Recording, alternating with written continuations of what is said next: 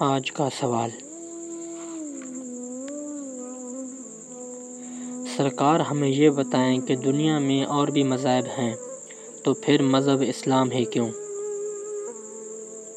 جواب: نہیں، اس بات کو چھوڑو، کمپیریٹو اسٹڈی آف ریلیجن میں آپ کو بس سمجھاتا ہوں تاکہ آپ کا سفر آسان ہو جائے۔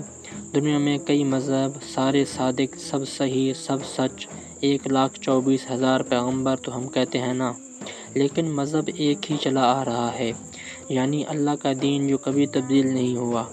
اس میں وہی زندگی، وہی موت، وہی احکام، وہی حاصل، وہی محرومیاں ہوتی ہیں۔ آپ چلتے چلتے اس ڈائیورسٹی سے اس دین میں داخل ہو گئے۔ اب یہ ذکر غلط ہے کہ دنیا میں اور بھی مذاہب موجود ہیں۔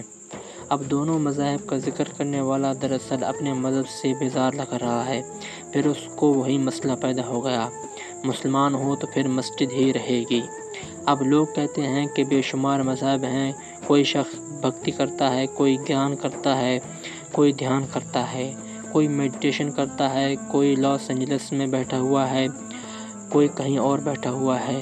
بے شمار لوگ ہیں، اللہ کے راستے بے شمار ہیں۔ یہ بالکل ٹھیک ہے، اللہ کے پاس جانے کے لیے بے شمار راستے ہیں، لیکن تمہارے لیے صرف ایک راستہ ہے، ماننے والے کے لیے صرف ایک راستہ ہے۔ فرض کرو دوسرا بھی اللہ کے پاس پہنچ گیا، لارڈ کرشنا کا پجاری بے شک پہنچ جائے، لیکن تم کرشنا کے راستے کے ذریعے نہیں پہنچ سکتے۔ یہی تو وارننگ ہے آپ کے لیے۔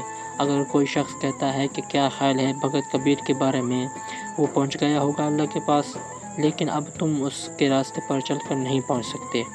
گرو نانک جی مہاراج اللہ کے پاس پہنچ گیا ہوگا، لیکن اگر تم اس کے دین پر چلو گے تو گمراہ ہو کے مر جاؤ گے۔